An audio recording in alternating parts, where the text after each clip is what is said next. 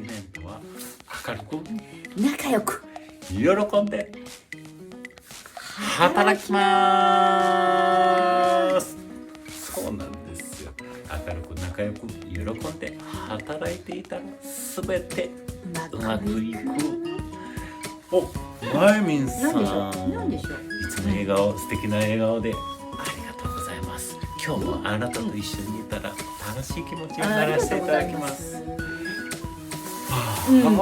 僕ちょっと困ったことあんやけどな。どうしたの困ったこと。このまいみんさん助けてあげよう。助けてくれるの？仲間じゃない。あ、仲間っていう言葉いいですよね。チーム絶好調は仲間意識を大切にします。大切。そして僕ね、ちょっと困ったことがあんやけどね。なんだまゆみんさん助けてくれる？もちろん喜んで。何を助けてもらおうかってまだ言ってないよ。何も言ってないよ。でもあなたのためなら喜んで。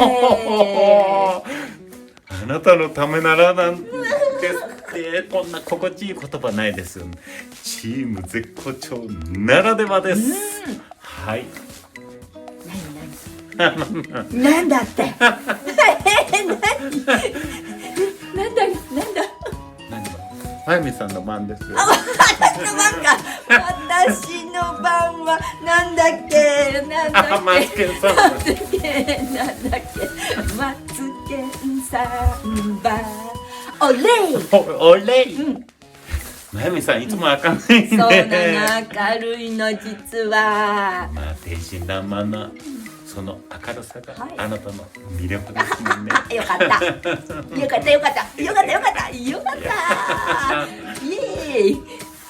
イエーイ。我々いつもこういうことをしています。はい。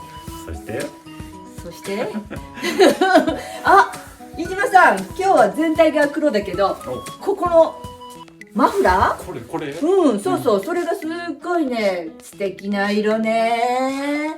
いいカラーよ。めっちゃスタイリストみたいよ。褒めてくれてんの？もちろんじゃない。これ実は自分もお気に入りなんだやよね。っぱりそうか。もうめっちゃなんか嬉しいな。こんなに言ってもらえるっていうことは。よかった。あなたが喜んでくれるってことは私も嬉しい。あなたの喜び、我が喜び。イエーイ。